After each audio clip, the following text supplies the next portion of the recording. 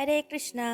আমের সিজনে দুর্দান্ত স্বাদের আমের একটি সুস্বাদু মিষ্টি রেসিপি নিয়ে চলে এসেছি তোমাদের কাছে, যা দেখতে ও খেতে অসম্ভব সুন্দর। একটি মাত্র আম দিয়ে যা তৈরি করা সম্ভব। তো চলো শুরু করা যাক। লাগবে 1 কাপ গুঁড়ো দুধ, 1 কাপ চিনি ও একটি আম এবং কিছু এলাচ দানা আর পনিরগুলোকে টুকরো টুকরো করে কেটে নেব যাতে ম্যাশ করতে সুবিধা হয়, এবং একটি হাতার সাহায্যে এটাকে ভালো করে ম্যাশ করে নেব। এটা পারলে মিক্সিতেও করা সম্ভব, কিন্তু মিক্সিতে একবারের বেশি ঘোরানো যাবে না। একটু দানা দানা থাকলেই ভালো, যাতে মিষ্টিটা হওয়ার সময় খেতে তখন ভালো লাগবে। ভালো করে ম্যাশ করে নিলাম। নিয়ে এতে দিয়ে দেব 1.5 চামচ চিনি, যাতে চিনির সমস্ত মিষ্টিটা পনির টেনে নেয় এবং মিষ্টিতে খেতে আরো সুন্দর লাগে। এবং এইবার একটা কড়াইয়ে যে কাপে করে দুধ নিয়েছিলাম সেই কাপেরই 3 কাপ জল দিয়ে দেবো এবং কিছুটা জল গরম তুলে রাখবো। দিয়ে সেই গরম জলে কিছুটা এলাচ দানা তাতে ছিঁড়ে দিয়ে দেব। এলাচ দানাটা আগে দিলে এলাচ দানার ফ্লেভারটা বেশি সুন্দর পাওয়া যায়। এলাচ দানার খোসাগুলো তুলে দেব এবং যে গরম জলটা বাটি করে তুলে রেখেছিলাম তাতে সেই 1 কাপ দুধটা আগে গুলিয়ে নেব। নইলে অতিরিক্ত গরম জলে গুঁড়ো দুধ দিলে সেই দুধগুলো ডালা পাকিয়ে যাবে। সেই কারণে আগে দুধটা গুলে তারপরে ওই গরম ফুটন্ত জলে দিয়ে দেব। দিয়ে ভালো করে নাড়তে থাকবো যতক্ষণ না পর্যন্ত একটু ঘন হয়ে আসছে, মানে 3 কাপ জল অন্তত 2 কাপ না হচ্ছে, ততক্ষণ পর্যন্ত ভালো করে ফুটিয়ে নেব। জাল দিয়ে নেব এবং তার মধ্যে আমটাকে কেটে ম্যাশ করে একটা পেস্টের মতো তৈরি করে নেব। তারপরে দুধটাকে ভালো করে নাড়তে থাকবো, কোনো কারণে দুধ যেন নিচে না বসে যায়। খুব তাড়াতাড়ি এই দুধ ঘন হয়ে যাবে, কারণ গুঁড়ো দুধ একটু তাড়াতাড়ি ঘন হয়ে যায়। গুঁড়ো দুধটা ঘন হয়ে এসছে, তাতে যে পনিরটাতে চিনি মাখিয়ে রেখে দিয়েছিলাম সেই পনিরটাকে দিয়ে ভালো করে নাড়তে থাকবো। এই টাইমটাতে একটু বেশিক্ষণ ধরে নাড়তে হবে, কারণ পনিরগুলো নিচে লেগে যাওয়ার সম্ভাবনা থাকতে পারে। একটু নেড়ে নিয়েই সেই পেস্ট করে রাখা আমের পাল্পটা মধ্যে দিয়ে দেব। দিয়ে এটাকে একটু ভালো করে নেড়ে নেব।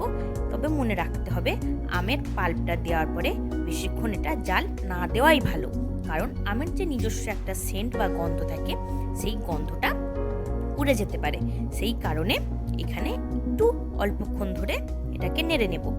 এই টাইমটাতে একটু ছিটাতে পারে, তাই একটি ঢাকা দিয়ে এটাকে কিছুক্ষণ ঢাকা দিয়ে দেব, কিন্তু ঢাকা খুলে মাঝে মাঝে নেড়ে দেব যাতে মিশ্রণটি নিচে লেগে না যায়।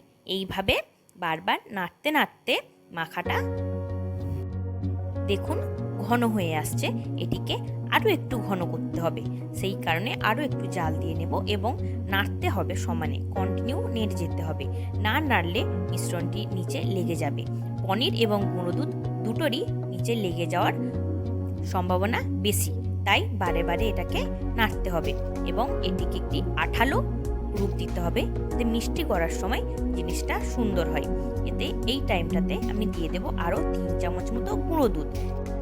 গুঁড়ো দুধটা দেওয়ার ফলে জিনিসটা খেতে ও মিষ্টিটা যখন গোল করে করব তখন আরও সুবিধা হবে। এখন দিয়ে দেব 2 চামচ ঘি। দিয়ে ঘিয়ের সেন্টটা যাতে করে ভালোভাবে পাওয়া যায় সেই কারণে ঘিটা একটু শেষের দিকেই দেব, এবং ঘিটা দিয়ে নাড়তে নাড়তে দেখা যাবে একদম কড়া থেকে ছেড়ে ছেড়ে আসছে। এই টাইমটাতে আরও একটু নেড়ে নিয়ে কড়া থেকে সুন্দরভাবে ছেড়ে ছেড়ে আসবে, তখন এটাকে একটি জায়গাতে আমরা ঢেলে নেব। ঢেলে নিয়ে সেটি একটু হাত উষ্ণ মতো ঠান্ডা করার জন্য রেখে দেব। তবে মাথায় রাখতে হবে, এটিকে বেশি ঠান্ডা করা যাবে না, বেশি ঠান্ডা করলে মিষ্টি পাকাতে অসুবিধা হবে। একটু উষ্ণ উষ্ণ গরম থাকবে, সেই টাইমটাতে হাতে করে নিয়ে গোল গোল আকারে মিষ্টিটা গড়ে নেব এবং একটি বাটিতে গুঁড়ো দুধ নিয়ে সেই গুঁড়ো দুধের ভিতরে এই মিষ্টিগুলোকে দিয়ে গোল গোল করে ঘুরিয়ে নেব এবং সুন্দর একটা শেপ দিয়ে দেব।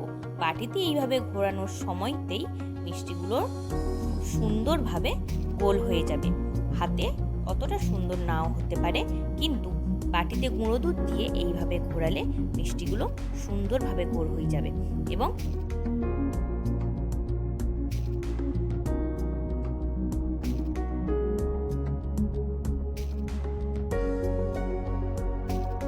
এখানে মোট 18টি মিষ্টি হয়েছিল এবং মিষ্টিগুলোকে সাজিয়ে ভগবানকে ভোগ লাগিয়ে দিলাম। হরে কৃষ্ণা। যদি আমার এই ভিডিওটি ভালো লেগে থাকে অবশ্যই লাইক, কমেন্ট, শেয়ার এবং সাবস্ক্রাইব করে দেবেন। হরি বল।